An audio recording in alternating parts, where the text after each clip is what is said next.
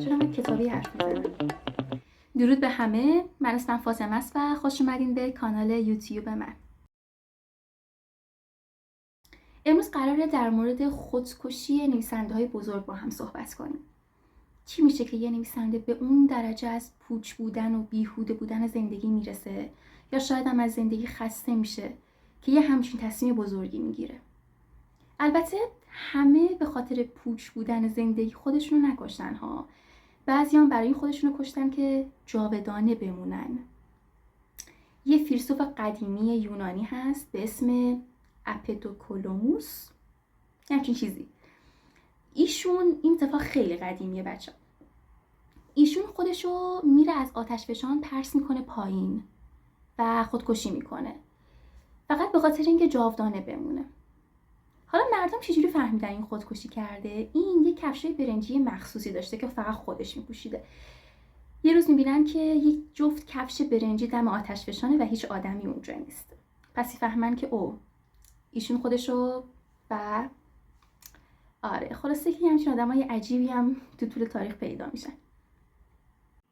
شماره 1 لیستمون ارنست همینگوی، پدر ادبیات مدرن، خالق کتاب پیرمرد و دریا، ودا با اسلحه، پاریس جشن بیکران و غیره و غیره. البته پاریس جشن بیکران بعد مرگ ایشون چاپ شده.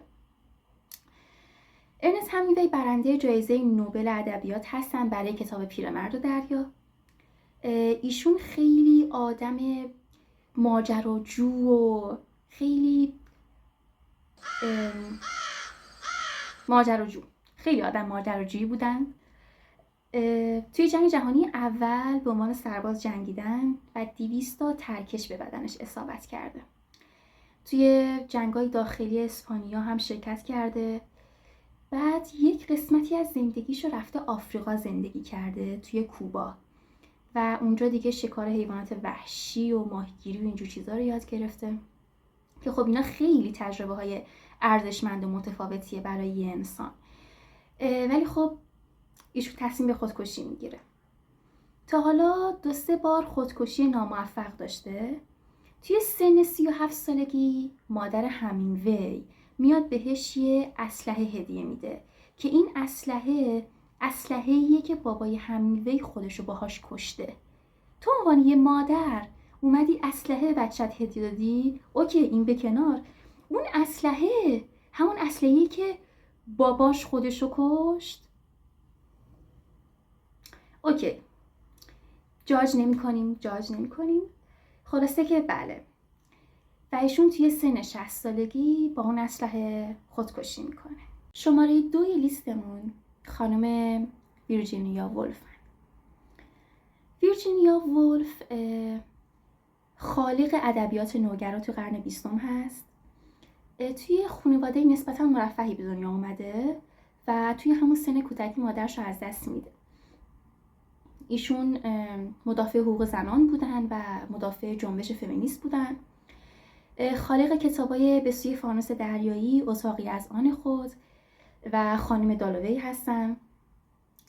ایشون دچار بیماری‌های روحی و روانی بودن و چند بارم توی بیمارستان بستری شدن که بیماری روانی که بهش مبتلا بودن اختلال دو قطبی بوده که اون زمان اصلا این بیماری رو نمیشناختن و هیچ دارویی هم براش وجود نداشته. ایشون چند بار بیمارستان روانی بستری شدن و سالهای آخر مرگشون رو رفتن همون خونه‌ای که توی کودکیاشون زندگی می‌کردن دیگه، اونجا بودن. کنار اون خونه‌شون هم یه رودخونه‌ای بوده به اسم رودخونه اوز. اول اینو بهتون بگم که ویرجینیا وولف چند بار توی کتاباش به مرگ داخل آب اشاره کرد. خب تا اینجا فهمیدیم که پس قراره چجوری باشه مرگش. آره، ایشون توی سن 59 سالگی جیباشون رو پر سنگ میکنن، میرن داخل رودخونه اوز و غرق میشن. 2 هفته بعدم جنازه‌شون رو پیدا میکنن. روحشون آروم. نفر 3 لیستمون خانم غزاله علیزاده هستن. ایشون نویسنده رمان معروف خانه ادریسیان که مشهد به دنیا آمدن، دانشگاه تهران تحصیل کردن، علوم سیاسی خوندن و کارشناسی گرفتن، بعد رفتن فرانسه و رشته سینما خوندن. خانم علیزاده مادرشون شاعر بوده و شاید براتون جالب باشه که ایشون همسر اول آقای بیژن الهی هن. خانم علیزاده متاسفانه درگیر بیماری سرطان میشن و ایشون با اینکه 2 فرزند داشتن 2 دختر دیگه هم به فرزندخوندگی قبول میکنن و یه روز میرن توی یکی از روستاهای رامسر، از یه درخت خودشونو دار میزنن و خودکشی میکنن. نفر 4 لیستمون آقای رومن گاری هستن که معروف ترین کتابشون خداحافظ گاری کوپر هست. ایشون خیلی آدم سرزنده و شوخ طبعی بودن و بستگانشون میگن وقتی که خودشو کشت ما اصلا باور نمی‌کردیم که واقعا رومن این کار کرده باشه. همسرشون یک بازیگر خیلی خیلی معروف بودن که دچار افسردگی میشن و خودکشی میکنن. ایشون هم چند ماه بعد از مرگ همسرشون خودشونو با شلیک اسلحه میکشن. یه یادداشت خودکشی داشتن آقای رومن گاری. نوشتن که به خاطر همسرم خودمو نکشتم. دیگه کاری نداشتم. کلی تفریح کردم. متشکرم و خداحافظ.